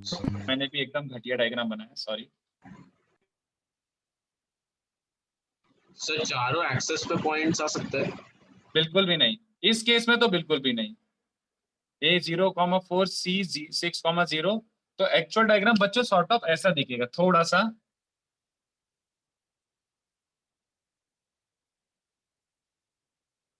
एक्चुअल डायग्राम थोड़ा सा बच्चों ऐसा दिखेगा. अगर तुम्हें स्क्वायर बनाना ही है तो ऐसा बनेगा. समझ आ रहा है? Yes sir. ऐसे ही बनाया था. ऐसा बनाया तो फिर अच्छी बात है. नहीं, पहली बार में विजुअलाइज नहीं होता है.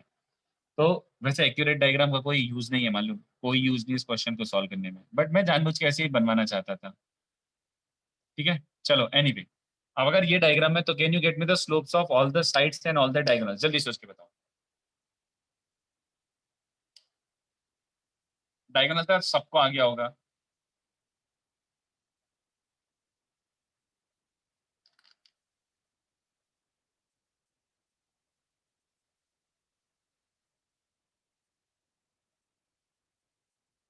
सर डायगोनल का -2/3 है. हाँ, डायगोनल तो सबका आ गया, और एसी का आ गया तो बीडी का भी आ जाएगा.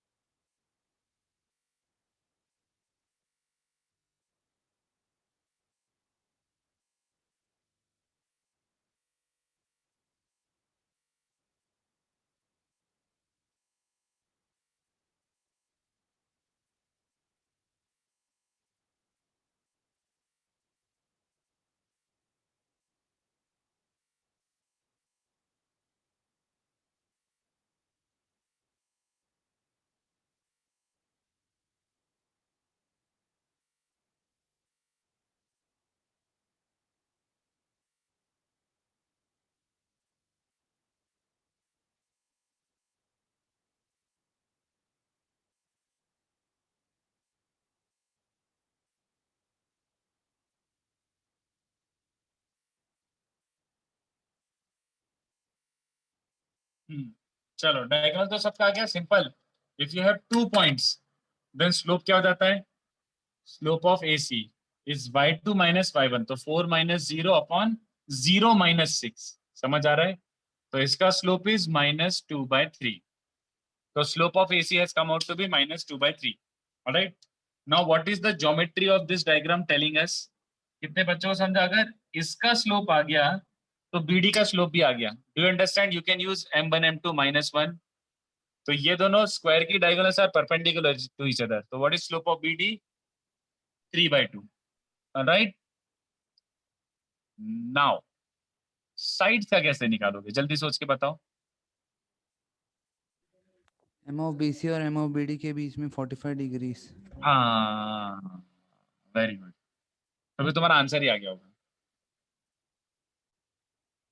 एक ट्रायंगल कंसीडर करना पड़ेगा ना. करो करो, सोचो सोचो. 2 मिनट, मैं 2 मिनट क्वेश्चन लिख रहा हूँ.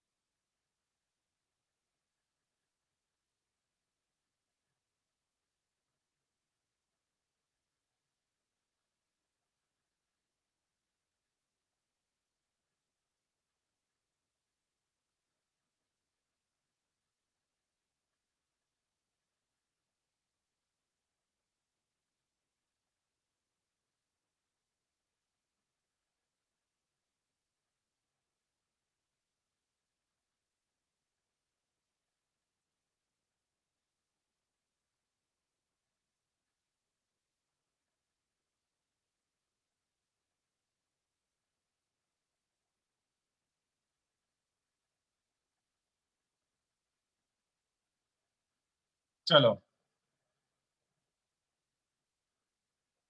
सर सबके ये स्लोप्स मिल गए. हाँ, बस हो गया काम. बस अभी फिलहाल अपन को यही निकालना था. तो देखो, स्लोप्स निकालना है तो सीधी सी बात है, you have to use the fact that it's a square. Square में और क्या क्या होता है? Square is not just perpendicular diagonals. Square is, since slopes खेल रहे हैं तो एंगल इज इनफ. कितने बच्चों को समझा? We can also use that the angle between AC and AD is 45. तो लुक एट दिस. मैं इसका स्लोप m अज्यूम कर लेता हूँ. AC का स्लोप मुझे ऑलरेडी पता है और मुझे ये एंगल भी 45 दिया हुआ है. तो कितने बच्चों को समझ रहा है कि tan of angle between these two lines tan theta, I can use M1 मतलब m और -M2. तो इस दिस -2/3 अपॉन 1 + M1 M2. ये चलेगा क्या? है ना? So that leaves you 3m + 2 upon 3 - 2m is +1 और -1. ऑलराइट. मॉड ओपन करोगे तो टेक्निकली लेट +-1. तो एक बार +1 लेके सॉल्व करते हैं बच्चों और एक बार -1 लेके. ऑलराइट. तो what we get from here? We are getting m is 1/5 और m इज -5. एक सेकेंड, मुझे एक बात नहीं समझ आई.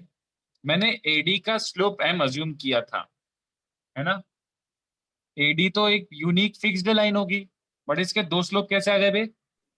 बोलो. सारी साइड्स इक्वल है ना. हाँ, सारी साइड इक्वल है, बट मैं बोल रहा हूँ कि AD का स्लोप यूनिक आना चाहिए था ना. मतलब दिख रहा है डायग्राम ऑलमोस्ट एक्यूरेट है. सेम होगा, पैरेलल लाइंस.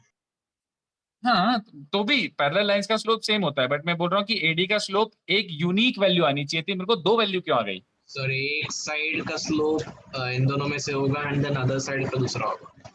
हाँ ठीक है, सॉर्ट ऑफ. एक्चुअली ध्यान से देखो, मैंने माना तो AD का स्लोप है m, बट मैंने फॉर्मूला क्या लगाया है?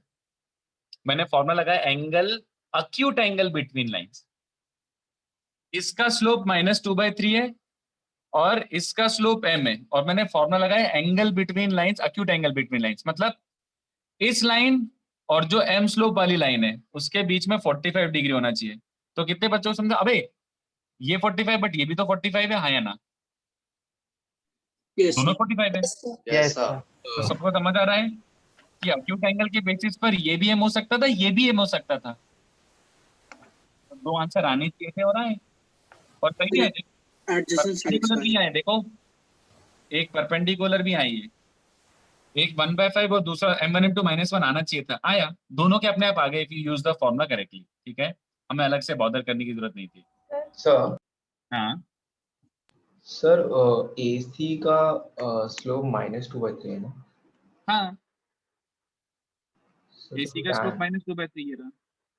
सो tan के अंदर तो m -2/3 है। हाँ, tan के अंदर क्या होता है? m1 -m2, तो एक स्लोप m है और एक स्लोप क्या है? -2/3। तो m1 -m2 तो क्या बन गया? m + 2/3 हो गया ना, यस सर। ठीक है।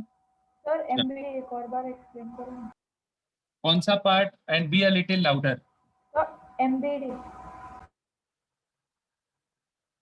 ये समझा था तेरे को? फॉर्मूला समझा था क्या? Yes sir. हाँ, तो देख what I was saying was कि m की दो वैल्यूज क्यों आ गई? मैंने इसका स्लोप m अज्यूम करा, why did I get two values? The only reason is, देखो मैंने क्या बोला, एक लाइन है जिसका स्लोप m है और वो इस वाली लाइन से 45 बना रहा है। फॉर्मूले के बेसिस पे मैंने क्या है, m वाला स्लोप वाला जो लाइन है वो इससे 45 बना रहा है, ये फॉर्मूला लगाया ना मैंने, इनके बीच में 45 होना चाहिए। तो मैंने बोला भैया अगर ये वाला एक लाइन है तो इससे 45 दो लाइन बनाती है, ये भी बना रहा है ये भी बना रहा है, दोनों बना रहे हैं 45 एक्चुअली में। तो फॉर्मूला लगाने के बाद जो दो वैल्यूज आई है वो आनी चाहिए थी, because I should be technically getting both the possibilities, और दोनों आई। तो एक 1/5 है, ये वाला इसके परपेंडिकुलर वाला -5 है, समझा? हाँ। तो ये 1/5 है तो ये भी 1/5, और ये -5 है तो ये भी -5, खत्म। तो चारों के स्लोप आ गए, खत्म। यहाँ पे हो गया क्वेश्चन खत्म। नेक्स्ट वाला, तेरा ट्राइंगल एबीसी। हाँ बोलो। सर वो एमबीडी एक बार समझाया ना, एमबीडी 3/2 कैसे है? देख तेरे को AC का स्लोप समझा था -2/3। हाँ। What is the relation between AC and BD? Equal है। इक्वल भी है बट और कुछ? परपेंडिकुलर। हाँ, तो अगर इसका स्लोप पता है तो इसका स्लोप भी पता ही है ना, m1 m2 -1। हाँ। एक का स्लोप m है और एक का -2/3, तो m1 m2 -1 मतलब नेगेटिव रेसिप्रोकल, यार सीधी बात। तो इसका -2/3 है तो उसका क्या बन जाएगा? 2/3। इन दोनों का प्रोडक्ट -1 होना चाहिए, तो इसका स्लोप आ गया, ठीक है। सर बट सर बोलो। सर आपको m की दो वैल्यू है तो आपको ये कैसे पता चला कौन सा किसका स्लोप है? ठीक है, गुड क्वेश्चन। देख सीधी सी बात है, जो पॉजिटिव वैल्यू है वो अक्यूट एंगल पे होना चाहिए कि नहीं, हाँ या ना? Yes sir. और जो नेगेटिव वैल्यू है वो सॉर्ट ऑफ ऑब्ट्यूज एंगल बनाना चाहिए पॉजिटिव एक्स एक्सिस से। यस। बस जज कर ले, मुझे दिख रहा है कि ये सॉर्ट ऑफ अक्यूट है तो ये वाली लाइन का स्लोप होगा पॉजिटिव वाला, और ये ऑब्ट्यूज टाइप दिख रहा है, देख ले, तो इसका स्लोप हो जाएगा नेगेटिव टाइप्स, खत्म। दिन चार। Okay sir. ओके चलो कॉपी दिस, ये वाला क्वेश्चन करो। सर वो कोऑर्डिनेट से भी पता कर सकते हैं कैसे? कोऑर्डिनेट से नहीं यार, अगर स्लोप निकालना है तो तुम्हें सॉर्ट ऑफ इवेंचुअली ये फॉर्मूला यूज करना ही पड़ेगा। लाइक वो डिसाइड किया ना आपने कि जैसे करो -5 को ए बी ले लिया ऐसे। यार वैसे सच बोलूं तो क्वेश्चन में कहां पे मैंने बोला था कि कौन सी लाइन कौन सी होगी? ये डायग्राम में तुम सच बताओ, हु टोल्ड यू डायग्राम में कि दिस इज बी? डायग्राम के हिसाब से this could have been B, this could have been ABCD। तो डोंट गो ओवर कि AB का ही स्लोप आपने -5 क्यों लिया, उसके ऊपर मत जाओ, वो तो क्वेश्चन इनवैलिड हो गया। वो तो फिर डिपेंड करेगा कि एक्चुअल डायग्राम क्या था, मुझे क्या पता B आता है। अगर ऐसा कुछ क्वेश्चन आता है जिसमें से ढूंढना हो तो कैसे पता लगेगा? तो फिर मैंने बताया ना अभी कि जो ऑब्ट्यूज बना रहा है वो नेगेटिव ले लो और जो अक्यूट बना रहा है वो पॉजिटिव ले लो। तो मुझे दिख रहा है कि सॉर्ट ऑफ अगर ये एक्यूरेट डायग्राम है तो AB makes obtuse angle with the positive x axis as you can see, तो ये नेगेटिव वैल्यू होगी, tan थीटा नेगेटिव हो गया ना, tan of obtuse angle is negative, और ये Yes. Sort of acute angle बना रहा है, तो ये पॉजिटिव वैल्यू होगा और क्या, तो 1/5 Yes, got it. This slope -5 corresponds to this slope. Sir got it. ठीक है,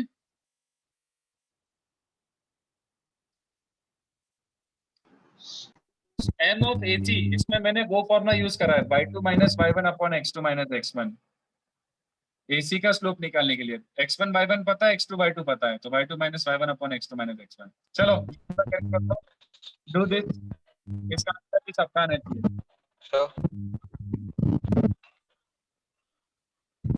बोलो सर आपने ऑप्टिक्स और एक्यूट कैसे पता किया? ये देखना, ये दिख नहीं रहा थोड़ा ऑब्ट्यूज टाइप, 90 से ज्यादा दिख रहा है ना, और ये सॉर्ट ऑफ दिख रहा है ना कि ये थोड़ा एक्यूट एंगल ही है, बस और क्या। सर हम ये भी तो लॉजिक यूज कर सकते हैं कि angle anti clockwise use rotate हुआ है तो इसलिए पॉजिटिव ही है देन 45। पॉजिटिव में भी एक्यूट ऑब्ट्यूज भी तो होता है, 90 से बड़ा ऑब्ट्यूज होता है, पॉजिटिव है बट मोर देन 90 है। मैं पॉजिटिव नेगेटिव नहीं बोल रहा हूँ, मैं एक्यूट ऑब्ट्यूज बोल रहा हूँ कि वो एक्स एक्सिस से कितना नहीं सर, एंगल बना दो रहा है। केस आए ना, इसलिए दो केस हमको लेते ही नहीं फिर, अगर हमको पता है कि एक पॉजिटिव ही है तो हमने मॉड लेके निकाल के दो केसेस ले मॉड लिए। लेके अपने आप आ गया, मॉड लेने से अपने आप आ गया, हमें दो केसेस लेने की जरूरत नहीं पड़ी, यू आर राइट। हाँ वही उससे। बट उसका क्वेश्चन कुछ और था, वो पूछ रहा है कि आप इसी को क्यों प्लस ले रहे हो, इसको क्यों प्लस नहीं लिया, तो वो दिख रहा है कि इसका ऑब्ट्यूज एंगल बन रहा है, तो इसका tan थीटा यानी स्लोप नेगेटिव हाँ होगा, सर, तो वो तो है। ऐसा है, इसको 1/5 बोलेंगे। ठीक है, तो if you understood this question, this question was supposed to teach you quite a lot। इसका जल्दी से आंसर निकाल के बताओ, जल्दी, इसका जल्दी से आंसर बताओ, मेरे को बर्तन धोने। सर खाना भी बनाना हो। वो आज फॉर्चुनेटली वाइफ ने बना दिया। No I am not extending, this is the last lecture. Last lecture? अरे नहीं, this is the last question not last lecture, this is the last question, उसके बाद घर जाओ अपने अपने। घर पे ही है। आंसर आ रहा है इसका, एक ट्राइंगल है, अच्छा सॉरी ये तो मतलब इनवैलिड क्वेश्चन था, सॉरी। सर तभी आंसर ही नहीं आ रहा था। वही तो, अबे निकालोगे कैसे, क्वेश्चन इनकम्प्लीट था, सॉरी मैंने मेंशन ही नहीं किया। क्या sir, what is this behaviour? कोई बात नहीं है, ठीक है, वो उम्र के साथ साथ थोड़ा होने लगता है। बोलो आंसर आ रहा है? सर अभी हाँ, क्वेश्चन दिया है, 2 मिनट तो दो। अबे बहुत आसान है, लिटरली 1 मिनट का है, और तुम्हें एक्यूरेट डायग्राम नहीं, just a minute. Nobody cares about the accurate diagram. ऐसे मान लो ये रहा तुम्हारा ट्राइंगल एबीसी, बस ये है कि मैथमेटिकली मुझे इसका स्लोप पता है 2, इसका स्लोप पता है 2, बस।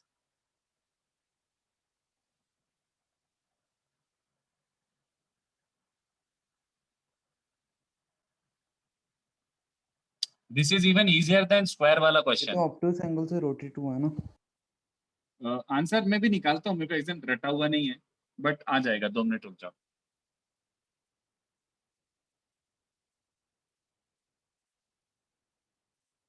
सर आप आंसर ही बता दो सर, 7 बजे नेक्स्ट क्लास है। हाँ बस मैं आंसर बता ही सर 2 मिनट मिल गया, 1 मिनट बस। सर वो अरे थोड़ा सा 120 बता दो डिग्री क्या से करोगे, रोटेट हुआ है ना यही बता दो क्या करोगे, कैलकुलेशन भी सर। छोड़। 120 डिग्री से रोटेट हुआ है बीसी से एसी तक ना। रोटेट फोटेट नहीं, तुम तो सीधे बताओ डायरेक्टली क्या यूज करूं। इसका स्लोप पता है, इसका सर, स्लोप तो निकालना है, चलो मान लो रोटेशन m, क्या यूज करना बाकी है,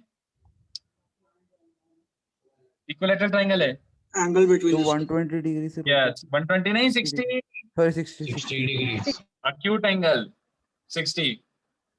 तो ये स्लोप 2 पता है, ये स्लोप m लिया है, तो कितने बच्चों से हमारा m1 माइनस m2 है ना, upon 1 plus m1 into n2 का modulus has to be 1060, alright, so that leaves us m minus 2 upon 1 plus 2m is √3।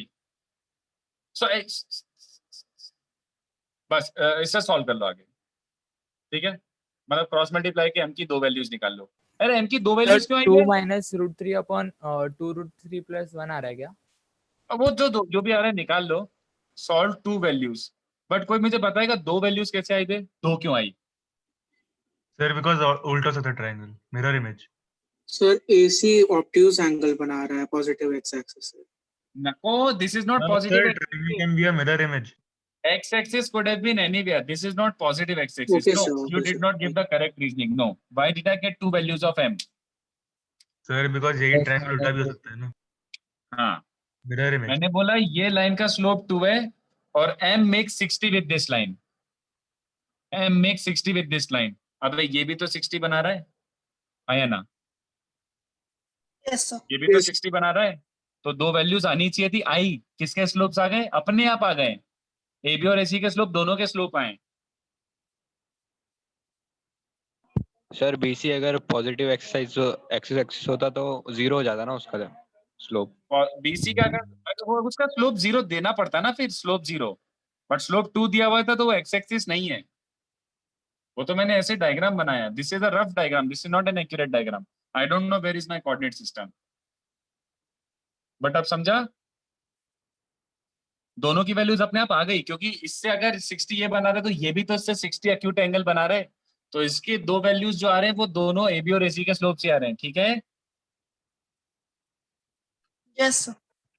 Yes. चलो कॉपी कर लो और नेक्स्ट टाइम इसको रिवाइज करके आना, क्योंकि अब अपन इक्वेशंस ऑफ लाइन पढ़ने वाले इसके बाद। ठीक है, तो get comfortable with using angle between lines and slopes, get comfortable with that. ठीक है, थोड़ा सा होमवर्क दे रहा हूं बच्चों, इन चैप्टर 1 ट्राई कर सकते हो, आसान नहीं है, पहले ही बोल रहा हूँ। In chapter 1 is actually good exercise. I won't call it difficult, but I won't call it easy either. अच्छा है, बीच में 1-2-3 चैलेंजिंग सम्स आएंगे। ठीक है, तो स्ट्रेट लाइन का इन चैप्टर 1 ट्राई कर लो। ठीक है सर, थैंक यू, बाय। चलो okay sir, bye, thank you. Bye sir thank you. Yes, sir. Thank you. Okay. Sir आपका नाम पेस लाइफ 5 क्यों है? पेस लाइफ 5 क्योंकि ये पेस का काउंट है। Thank you sir. Thank you, sir. Bye sir, thank you. अपने हिसाब से मीटिंग एंड कर लेना। क्या क्या क्या? आपको होस्ट बना दिया है, मीटिंग एंड कर देना अपने हिसाब हाँ हाँ ठीक है sir, bye bye. Bye sir, thank you sir. Bye. Sir हाँ सर अगर एक की स्लोप आ गई तो हम सिंपली उस दूसरे को उसका कॉन्जुगेट मान सकते हैं ना, बस साइन चेंज कर नो देंगे। No no no, not always, never, no, ऐसा हमेशा नहीं होगा। तो सर ऐसा कुछ नहीं है, ओके सर। ऐसा कुछ नहीं है। वो तो इस केस में आ रहा है क्योंकि इसका स्लोप अच्छा दिया हुआ था, रैशनल वैल्यू दिया हुआ था, तो दैट्स व्हाई। बट अगर कुछ भी रैंडम, इसका BC का स्लोप भी रैंडम दिया होता तो फिर ऐसा कोई रिलेशन नहीं आता। नो। ओके सर, ठीक है, थैंक यू। गुड चलो evening bye sir. Bye. Sir आप